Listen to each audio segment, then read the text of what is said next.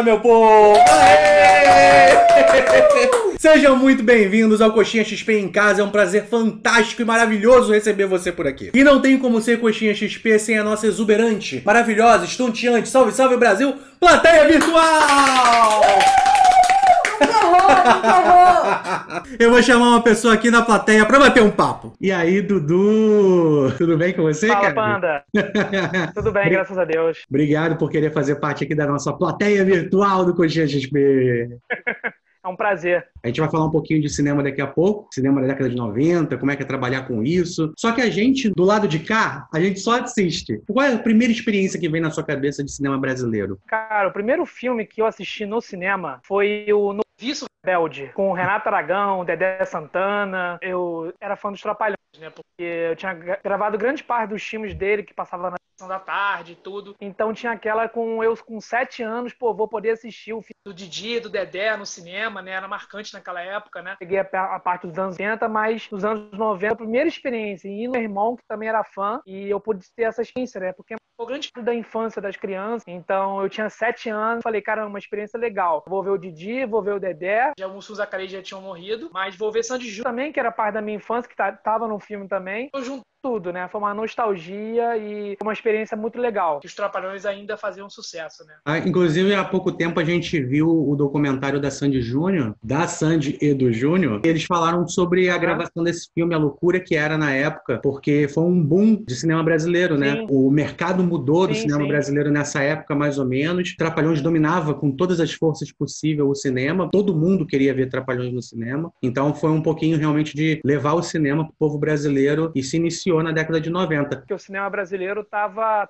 parado, né? Então o cinema brasileiro tava voltando ali no final dos anos 90. Tinha um tempinho sem estar gravando. Então foi um boom também da volta do cinema brasileiro. Mas você é apaixonada por cinema? Tá com saudade? Tô com saudade. Já vai fazer 5 meses de cinema, né? O último foi ali em março, né? Finalzinho de março, quando fechou mesmo ali os cinemas. E tem 5 meses. Não é a mesma coisa, né? Você assistir em casa, a experiência é outra no cinema, né? Aqui você tá assistindo um filme, tem que pausar pra resolver alguma coisa, toca a campainha da casa, toca o telefone, você tá com o celular ali mexendo, então não é outra experiência, né? Dudu, muito obrigado. A partir de agora, então, vamos ver a conversa da Cris com o nosso convidado especial, Daniel Rezende, diretor de Turma da Mônica. Estamos realmente aqui, ó, aflitos para ver essa conversa. Vamos lá dar uma olhadinha?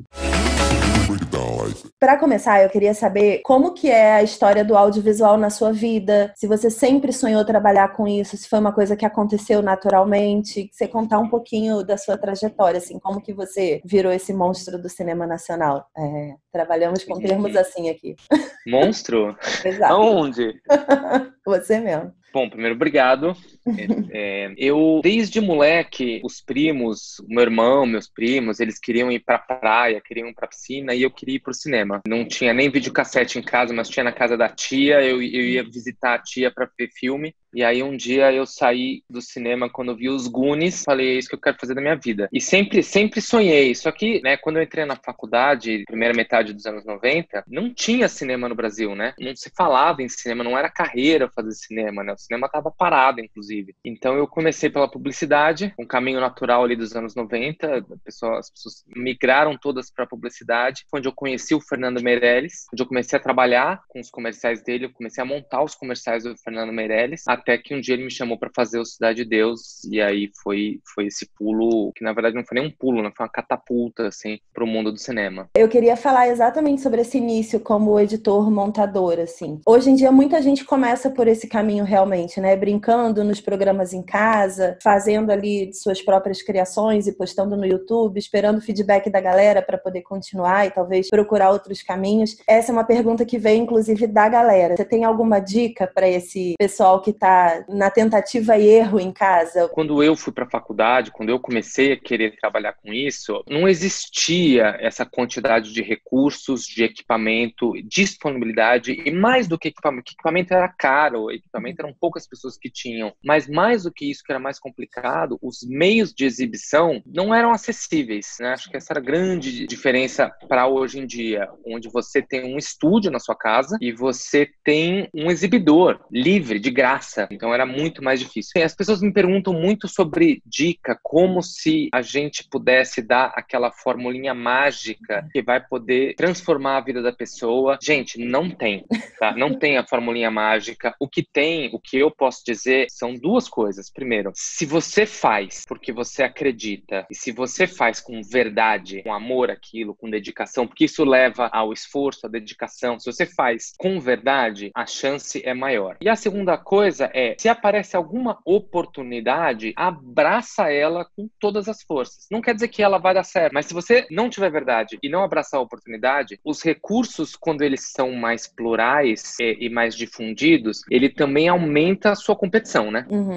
A concorrência é muito grande. Tem muita gente falando. A quantidade de conteúdo que você tem hoje para dar play é brutal. Como é que você se sobressai no meio de tanto conteúdo, né? Sempre tem os prós e os contras. Mas não tem formulinha mágica, gente. A grande questão é, você tem verdade naquilo que você está fazendo. A técnica, você pode fazer Hoje tem zilhões de cursos. Eu mesmo estou dando curso ultimamente. Na pandemia, eu estou fazendo alguns cursos para poder passar um pouco da experiência que eu tive. Mas essa é uma das perguntas que sempre tem no curso. Muito pelo contrário, eu começo o curso dizendo que, olha só, as regras, elas existem para serem quebradas, as fórmulas, elas existem para te ajudar a descobrir a sua própria fórmula e a sua própria história. Se você quer ser um cineasta, se você quer ser um montador, um diretor, primeiro, assista muito filme, leia muito livro e questione a sua própria vida, porque a arte nada mais é do que um questionamento do porquê estamos aqui e para que estamos aqui. Ah, é maravilhoso. Eu sempre falo que um filme não é só um filme, uma série não é só uma série, um livro nunca é só um livro, né? É sempre uma expansão do seu pensamento ali para você enxergar o mundo por outro ponto de vista, por um personagem que não tem nada a ver com você, e aí você entende como que essa pessoa vive a vida dela e expande a sua. Enfim, muito legal essa visão. Eu sempre acho que qualquer obra de arte, eu pelo menos quando vou num museu, eu não consigo olhar todas as obras de arte. Você vai passando o olho e tem sempre alguma que chama o teu olhar. Sim. Tem sempre alguma que o teu olho volta. Eu geralmente vou e foco nessa que meu olho voltou e tento entender, e esse entendimento muitas vezes não é nem racional, do porquê que aquela obra está falando comigo. Aonde que aquela obra me toca num lugar que está no inexplicável, naquilo que eu não consigo colocar um nome. Isso pode ser num quadro, isso pode ser numa escultura, isso pode ser num filme, pode ser num livro, pode ser num capítulo de uma novela, não importa. Mas tem alguma coisa que toca você. E esse tocar é viver, né? Quando você se sente tocado, quando você sente, você está vivo. Então, acho que a arte é essa tentativa de nos manter vivo, de nos manter questionadores, ou racionalmente, ou intuitivamente, essa conexão com quem somos e por que estamos aqui, né? Maravilhoso. Nossa, de repente virou uma conversa filosófica, mas o que é a arte? Mas Senão é isso, é existencialismo existencialismo puro, né? Não tem como fugir. É a nossa existência transplantada para uma tela, para uma página. Até porque a nossa existência, o que a gente chama de vida, não deixa de ser histórias que a gente inventou e a gente vive esses roteiros e que a gente chama de verdades absolutas. Quando eu fiz o Ninguém Tá Olhando, era um pouco para falar sobre isso, né? A gente vive histórias e a gente normalmente não questiona. São poucas as pessoas que questionam essas 4 regras básicas do universo Ângelos. Você nunca questiona. No final da história, somos todos. A humanidade são hamsters que giram rodinha. Alguns poucos hamsters saem da rodinha. Amei.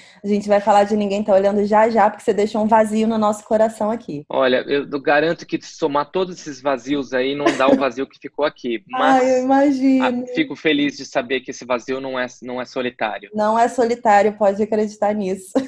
Você edita a vida mentalmente? Adoraria.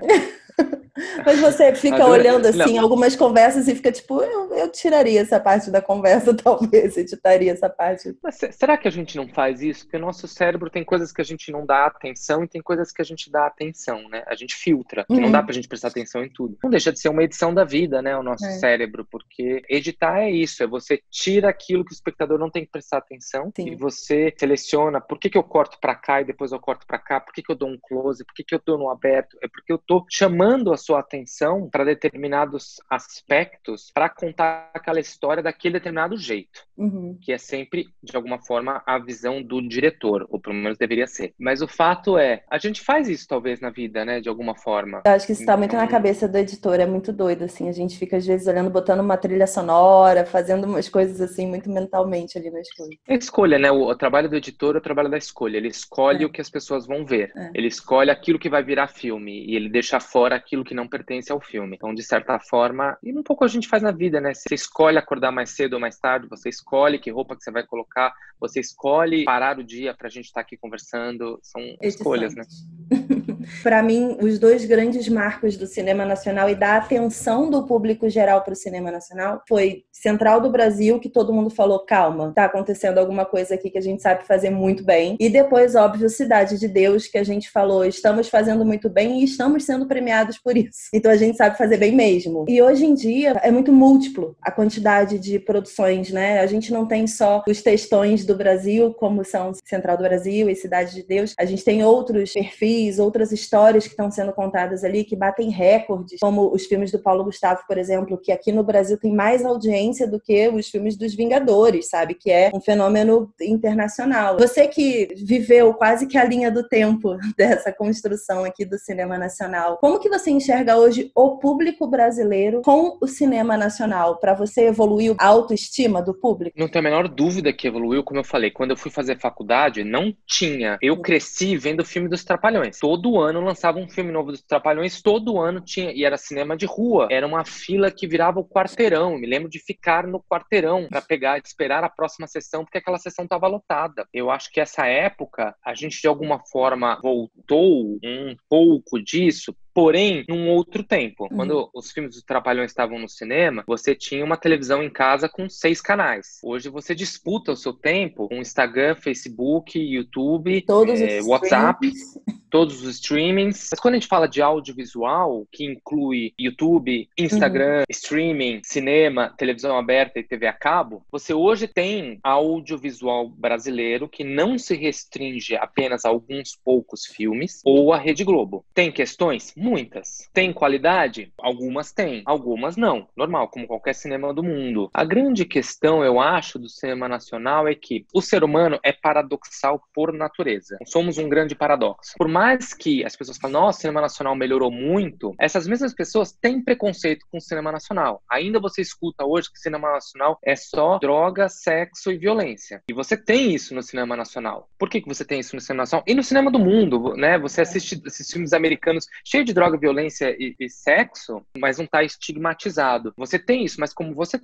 mesmo disse, comédias, você tem aventuras hoje em dia, você tem drama, você tem até terror e ficção científica está sendo produzido. Mas o brasileiro, por mais que ele hoje tenha muito mais acesso, e deveria ter mais ainda, ele ainda é preconceituoso com o cinema, com o audiovisual brasileiro. Ele ainda, automaticamente, ele vai ver uma série gringa e ele pensa antes da play numa série brasileira. Sim. Porque isso a gente pode culpar só o espectador? Não, a gente pode dizer que o espectador tem que evoluir, mas a gente tem que dizer que o nosso, desde o Central do Brasil, mesmo que a retomada seja ali o Carlota Joaquina, eu acho que o Central do Brasil foi o primeiro que realmente se comunicou com o grande público. Mas desde o Central do Brasil, que são mais ou menos uns 22 anos, talvez a gente não tenha conseguido ainda olhar, quando eu digo a gente é mercado, olhar para o nosso mercado como um mercado e pensar, puxa, o que o brasileiro quer ver daqui a 10, 15 anos? Como é que a gente vai olhar o nosso público? Porque é tão difícil fazer cinema no Brasil, as questões das leis de incentivo, que são super complexas, porque eu acho que elas são extremamente necessárias, mas sim, elas precisam e precisavam ser revistas, assim como as cotas são necessárias, mas eu acho que o nosso mercado precisa olhar e pensar como é que a gente constrói um discurso, um público que seja fiel às nossas próprias histórias. E uma das razões pelas quais eu decidi fazer Turma da Mônica Laços, não só porque é uma grande paixão da minha vida e talvez o maior ícone da cultura pop do país, mas eu acho que talvez se a gente focar no nosso público mais jovem hoje, a gente gente construa um público que é fiel. As crianças que saíram do cinema e que gostaram do Turma da Mônica Laços vão voltar para Lições e vão sair do cinema dizendo, nossa, o cinema nacional é legal. Eu posso ver um filme nacional, a minha língua, os meus personagens, a minha cultura, posso sair satisfeito de ter visto um filme bem feito, bem realizado, bem produzido, ou pelo menos a gente tentou fazer isso, e queira ver outros filmes nacionais. Então eu acho que a gente tem que criar as próximas gerações daqui a 5, 10 anos, e bem ou mal, os streamings estão começando a fazer isso, né? Por mais que infelizmente nem todas as séries sobrevivam, porque são vários fatores que influenciam para isso, não é simplesmente a série ser boa ou não, é uma construção que talvez leve mais do que 20 anos, para a gente reconquistar este público, para o público sair do cinema e falar, puxa vida, eu vou ver o próximo filme do Paulo Gustavo, eu vou ver o próximo filme da Turma da Mônica, eu vou ver o próximo filme do Kleber Mendonça, eu vou ver o próximo filme da Ana Mulaerte, eu vou ver o próximo filme da Laís Bodansky, o próximo filme do Fernando Meirelles, só para citar alguns cineastas brasileiros que estão construindo carreiras construíram já, estão construindo carreiras muito incríveis. E da geração de novos cineastas, né? O Esmir Filho acabou de lançar uma série na Netflix incrível. Maravilhosa. Que tomara que tenha muitos frutos disso, sabe? Não, com certeza. Eu separei até aqui pra gente falar de Turma da Mônica, você puxou exatamente a minha primeira frase da minha pergunta, de que você foi o responsável por levar os personagens mais icônicos da infância dos brasileiros pra tela do cinema. E esse era um dos meus maiores medos como assinante do Gibi, lá na década de 90. Eu ficava, gente,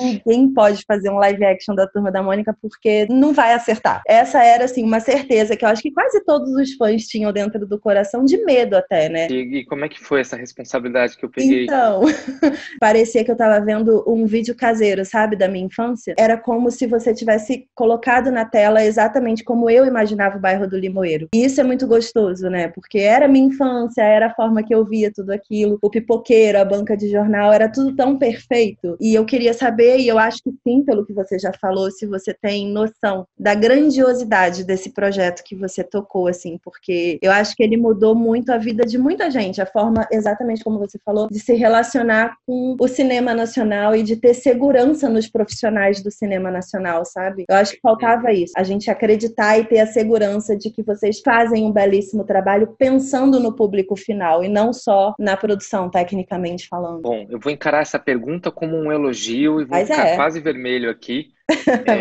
E agradecer. Antes de falar do Turma da Mônica, eu vou até voltar um pouquinho. Eu acho que mesmo na minha carreira de montador, precedeu aí a troca de cadeira do montador para a direção, não sei se foi, como diz o Ângelos de cabelo ruivo, a vida não é aleatória por acaso. Eu não sei se foi aleatório, se foi premeditado, se era para ser, mas eu acabei sempre escolhendo ou participando de projetos que tinham uma pegada muito pop, e vou dizer pop no melhor sentido da palavra, que seja acessível ao público, não necessariamente popular, nada contra o popular, tem uma coisa de acessibilidade ao público que se enxerga ali, se reconhece ali. Cidade de Deus, Tropa de Elite, Robocop no final da história, quando eu participei, o ano em que meus pais saíram de férias, e trabalhei com diretores muito talentosos, onde eu aprendi praticamente tudo que eu sei, mas a minha escolha de projetos quando eu resolvi dirigir, este caminho mais difícil, que é, eu não sei fazer filme de arte, não sei, apesar de achar tudo arte, e não sei fazer um filme 100% só comercial, apesar de ser tudo comercial. Eu sempre tento escolher um caminho que é pop, com conteúdo, com profundidade, bem feito, bem trabalhado, então tentar fazer o melhor filme possível e mais popular possível. O que significa, né? O cinema, para mim, é uma arte muito coletiva, que você deveria tentar abranger o maior número de pessoas possível. Isso dito, isso tem a ver com a escolha tanto do Bingo, quanto do Turma da Mônica, quanto do Ninguém Tá Olhando, essa tentativa de criar esses personagens icônicos e tentar falar sobre a humanidade, podendo criticar e falar mal de seres que não existem. Mas o Turma da Mônica foi quase que uma coisa natural de dizer, não tem ícone mais pop no Brasil do que a Turma da Mônica. Sim. 200 milhões de brasileiros sabem do que você está falando. 200 milhões de brasileiros conhecem a Turma da Mônica. Intimamente. O que torna tudo mais perigoso. O que torna um desafio tão brutal que me fez interessar, porque eu adoro o impossível. incrível. Eu adoro aquilo que eu não sei fazer, aquilo que eu não tenho a menor ideia de como eu vou conseguir resolver, e principalmente se for muito difícil. E aí eu usei uma técnica muito maravilhosa, que eu recomendo pra muita gente, o pessoal da dica aí, ó. Eu usei uma técnica muito maravilhosa, mas cuidado que ela é perigosa, pra lidar com essa responsabilidade. Eu fingia que não era comigo. Como assim? Eu não coloquei a responsabilidade de agradar 200 milhões de brasileiros na equação, porque eu sabia que era impossível. Eu não tenho como agradar 200 milhões de pessoas. Então eu foquei em agradar uma pessoa só, que era o Maurício de Souza. Então, o olho dele era o nosso termômetro. Se o olho dele estivesse brilhando, era porque a gente deveria estar no caminho certo. Porque se o criador está vendo a obra dele lá, o público vai ser um reflexo disso. E somado ao fato de ter o olho do Maurício como termômetro, eu usava a minha criança interior. Porque assim como você, e assim como 200 milhões de brasileiros, eu aprendi a ler e cresci lendo e tinha um amor. Então, voltando lá na dica que você me perguntou das pessoas, o Turma da Mônica é um filme coletivo feito por muita gente completamente apaixonada por esses personagens e por esse universo, dando tudo de si, mais o dobro para transformar na tela no melhor filme possível, e que tinha, mais do que tudo, verdade. Tava todo mundo com um coração verdadeiro, tava todo mundo colocando ali uma emoção verdadeira, e isso imprime na tela. Desde os mínimos detalhes, né, de a gente ir pesquisar como é que a gente ia transpor os personagens do Maurício, os traços do Maurício, né, a gente estudava formas geométricas com que o Maurício desenhava e transpunha isso para o mundo real. Como era uma casa de verdade que o Maurício desenharia, que tipo de sofá teria nessa casa, que tipo de mesa e abajur teria nessa casa, que tipo de carro poderia ter nesse universo que o Maurício desenharia, como isso se reflete no mundo real, que tipo de roupa, que tipo de cores, e como seria um Cebolinha, porque no fundo, o Maurício se inspirava em crianças de verdade. Quem seria o Cebolinha que inspirou o Maurício? É óbvio que a gente não ia colocar um menino de 5 fios de cabelo. Então era como seria essa turminha se eles existissem de verdade. Na nossa visão foi essa aqui. Perfeito. E que bom que te agradou e que agradou muita gente. E vou dizer já um mini spoiler aqui. Se você gostou do Laços, prepara a sua caixa de lenços pro Lições, que você não vai sobreviver. Ai, meu Deus. Eu tenho toda essa coleção maravilhosa, assim, e as histórias são extremamente sensíveis, assim, conversam realmente com a nossa criança lá, que fica no nosso coraçãozinho, assim, o tempo inteiro relembrando quem a gente sempre foi. E eu imagino, assim, que esteja precioso. Nossa, eu duvido, vou falar pra todo mundo que estiver assistindo, eu duvido alguém sair do cinema sem chorar mais de uma vez no Lições. Eu imagino. Duvido, tô botando essa aqui, ó, agora, ao vivo não é porque isso tá gravado. Eu gosto de ver, e em Turma da Mônica Laços eu vi isso, a galera saindo do cinema e fazendo questão de fazer stories chorando, mostrando assim, gente, eu estou desabada com Turma da Mônica, e foi isso, assim, e a gente chorava exatamente com o que você falou, quando entrou na casa da Mônica, e aí tinham os pais da Mônica, e tinha um sofazinho, tinha uma mesinha com o telefone em cima, eu fiquei tipo, eu não tô acreditando que eu estou vendo a sala da Mônica, porque isso é muito icônico, são detalhes realmente simples da casa de classe média normal do Brasil, né? E tava perfeito. Preciso enaltecer eternamente. Já estou ansiosa para Lições. Obrigada. Agora vamos falar dos Ângelos, porque existe um vazio, como eu falei, no coração de todo mundo que nos acompanha. Ninguém tá olhando, mexeu com a cabeça de todo mundo. A história terminou sem uma resposta e a gente tá se consumindo eternamente, porque não vai ter uma segunda temporada de Ninguém Tá Olhando. Como que foi para você esse projeto? O Ninguém Tá Olhando foi um projeto, por incrível que pareça, por mais realismo fantástico que ele seja, é um projeto muito pessoal. Bem ou mal, tem muito de mim ali, de como eu tento enxergar a vida. Estou cada vez mais tirando a expressão como eu enxergo a vida. É como eu tenho enxergado. Cada vez mais a gente tem que entender que a gente é quem a gente é neste momento. Né? E que as verdades absolutas são apenas ficções da nossa mente. O Ninguém Tá Olhando era uma tentativa de explorar um pouco isso. Então a gente criou esse universo dos Ângelos, a gente criou estes seres que não existem para questionar nós mesmos, as ficções que a gente mesmo acredita e as ficções que a gente coloca como verdade absoluta. Eu tinha muita vontade de fazer uma comédia, a gente chama de comédia filosófica, uma comédia existencialista, de certa forma. Que fosse leve, que fosse pop, que bem ou mal, se você pegar na CCXP do ano passado e no Carnaval esse ano, tinham vários ângelos espalhados. Sim, verdade. As pessoas estavam se fantasiando de ângelos, as pessoas começaram a usar expressões que a gente colocou lá. Então, tudo isso foi, de certa forma, até pensado para isso, mas com que tivesse uma profundidade. Então, eu sou muito órfão, mais do que vocês, porque tinha tanto que a gente estava já planejado de que a gente poderia explorar mais ainda este questionamento em segundas ou terceiras possíveis temporadas. Mas uma coisa a gente tinha, dizendo que não existe certeza absoluta, mas tinha uma coisa que a gente tinha certeza. A gente nunca ia dar respostas, porque a vida não tem resposta. Ah, legal. Porque as pessoas anseiam, eu quero continuação porque eu quero saber a resposta. Eu quero saber se aquele cara era o chefe. O que você sabe da vida? Não importa o que você acredita. Você pode acreditar no que você quiser. Você pode tem zero questionamento de fé, ou questionamento de crença. Tem tantas crenças, né? Que bom que existem tantas crenças. E que bom seria se todas as crenças respeitassem a crença do amiguinho do lado. Por favor. Né? Incrível. Que bom seria se a gente vivesse num mundo em que a gente simplesmente respeitasse a crença, por mais que eu não acredite naquilo, ou pelo menos da maneira que o amiguinho acredita. Mas o fato é que resposta a gente não tem e nunca vai ter. Esse é o grande paradoxo da vida. A gente inventa respostas para respostas que a gente não tem. E a gente inventa crenças e a gente precisa de religião, qualquer que seja, ou de espiritualidade, porque a gente é desconectado da verdade. A gente é desconectado do planeta e da natureza, então a gente precisa criar uma conexão e a gente inventa uma história para essa conexão. Então, o Ninguém Tá Olhando era um pouco isso. Mas, infelizmente, por várias razões, a gente, infelizmente, não foi possibilitado de continuar a história. Mas o fato é, a gente tinha até caminhos que a gente ia seguir, que a gente já sabia. Mas a resposta a gente não ia dar nunca.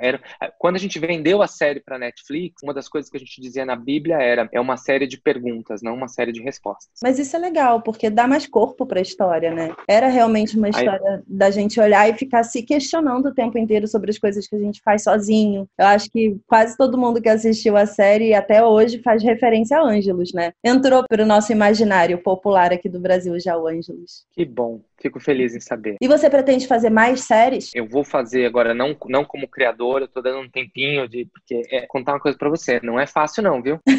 Não. Nossa, criar série, ser, como eles chamam, showrunner de uma série, é trabalho, viu? É trabalho. Vou fazer agora um episódio da série do Silvio Santos, vou dirigir do meu grande amigo Max Baldini, que tá fazendo a direção geral. Tô conversando sobre outras séries. Mas não como showrunner, como diretor. A gente nega, mas a gente não nega, né? Mas é que tem coisas que eu não posso falar ainda, infelizmente. Sim. Não, mas só de você querer fazer mais séries já é incrível pra gente, assim, porque Ninguém Tá Olhando foi uma experiência incrível. Isso de certa forma conforta o coraçãozinho aqui um pouquinho. Ninguém Tá Olhando é oficialmente uma das melhores séries brasileiras, assim, dos últimos, 5 anos, pelo que a gente viu de comentários. Nossa, e de reações. Obrigado. É realmente, assim, é muito boa, é muito divertido. Era muito impressionante, eu fiquei chocado, assim, né, quando veio a decisão, porque os comentários que estavam na internet eram muito positivos, né? Eram muitos comentários e muito positivos. Mas, de novo, né? A gente cria outra, faz outra pois e vamos... Queremos você em mais séries, em mais filmes. Queremos você fazendo coisas. Enquanto você estiver fazendo coisas, estamos todos muito felizes. A gente vai superando e vai gostando dos novos projetos. Para finalizar, eu acho que é importante saber, já que você veio do lugarzinho do fã, se transformou naquele que produz e entrega, mas continua fã. Quero saber qual é a sua série e o seu filme favoritos da vida. Eita! É difícil, mas é isso aí. Eita! Mas escolher uma, assim? É uma pergunta injusta, mas é isso. Não, tudo bem. Vamos mudar um pouco a pergunta eu tô mudando a sua pergunta para qual foi a primeira série e o primeiro filme que vieram à minha cabeça quando você fez a pergunta de série favorita? Tá bom, pode ser. Porque aí fica mais fácil. Tá. A primeira série que veio à cabeça quando eu pensei, cara, das suas séries favoritas, Twin Peaks. Ai, Twin Peaks, maravilhosa. A primeira série que veio na cabeça, Twin Peaks, e a última que veio na cabeça de série que eu amei é BoJack Horseman. Amo com todas as minhas forças. Sim. Acho perfeita. Das mais recentes que você fala, essa é a sua favorita. Das mais recentes, É que acho que acabou ano passado, né? A última temporada foi o ano passado. Da última que eu terminei foi BoJack e uma série que marcou a vida foi Twin Peaks. Aí de filme, eu vou falar 2 filmes que quando terminaram eu falei, quero fazer cinema. E são 2 polos. Um eu já falei, que foi Goonies. Eu saí do cinema e falei, quero fazer isso aí. Quero fazer exatamente isso aí. E o outro foi Cidadão Kane. Quando eu assisti, quando chegou, quando revelou que era o Rosebud, eu falei, caramba, eu quero... Me deu uma sensação, né? Quando acabou o filme, aquilo conectou comigo de tal grau que eu falei, meu sonho na vida é um dia poder gerar isso em alguém. É essa sensação que eu tô sentindo agora. Não sei se eu respondi a sua pergunta. Respondeu. Mas para todos os jovens cineastas que estão aí, esse pessoal jovem, do qual o Coxinha Nerd fala com os jovens, eu sei que vocês vão achar Cidadão Kane um filme chato, lento, mas assim, é uma aula de cinema. Pode assistir os Goonies também, vocês vão curtir, quem não viu. É muito bom. Essa geração aí não viu os Goonies. Tem que ver. Você tem assistido alguma coisa agora na quarentena? Eu acabei de assistir o Boca a Boca, do Esmir, que eu gostei bastante. Tô assistindo... Eu sempre tento assistir uma série gringa e uma nacional. Um filme gringo e um nacional. Eu sempre tô tentando... E eu tô assistindo na HBO I May Destroy You, que eu tô achando maravilhosa. Não sei se você começou a ver. Não vi ainda, mas muita gente recomendou. Para tudo. Não é para criança, nenhum dos dois. Sim. Mas a gente é criança, mas a gente também é adulto, então a gente pode ver Boca a Boca e I May Destroy You. I May Destroy You tá na metade, né? Porque é naquele circuito antigo de uma por semana. Ah, sim, eu adoro isso, né? O que é legal também, na verdade, sabe? Tem de experiência, né? Eu tô gostando muito do I May Destroy You. Ah, eu vou ver. Sobre Boca a Boca, rapidinho, nem tava aqui para eu falar com você, mas já que você enalteceu tanto, você acha que a camisinha de beijo na boca veio para ficar?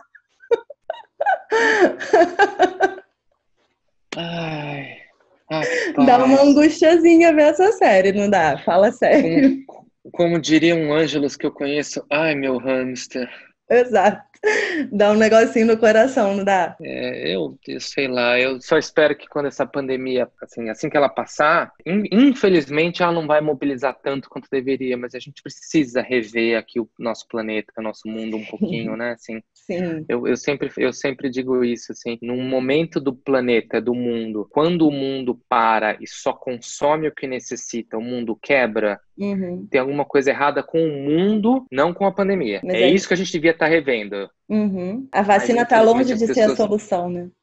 Nossa, não, muito pelo contrário, assim, as pessoas estão querendo voltar para aquele mundo em que não faz sentido se você for parar para pensar e questionar. Mas como as pessoas não querem questionar, e talvez tenha sido um dos problemas do Ninguém Tá Olhando, talvez não tenha falado com mais gente ainda, porque as pessoas não estão a fim de se questionar. Tem muita gente que assistiu a série e viu só uma comédia boba, uma comédia rasa. Existe filosofia pesada por trás de cada diálogo ali. Talvez também tenha sido um erro de dramaturgia, que a gente não tenha conseguido, algumas pessoas pegaram, outras não importa, mas o fato é que a humanidade não tá a fim de questionar, porque é muito mais fácil você rodar a rodinha do hamster do que você ter que encarar toda aquela parafernália para cuidar, entendeu? Obrigada, continue sendo incrível, continue entregando esses produtos maravilhosos pra gente, estaremos sempre aqui assistindo, enaltecendo, questionando e aceitando seus questionamentos como público também, eu acho importante essa conexão. Ah, mas não aceita não, questione os meus questionamentos. Questionar seus questionamentos, acho fantástico. É isso.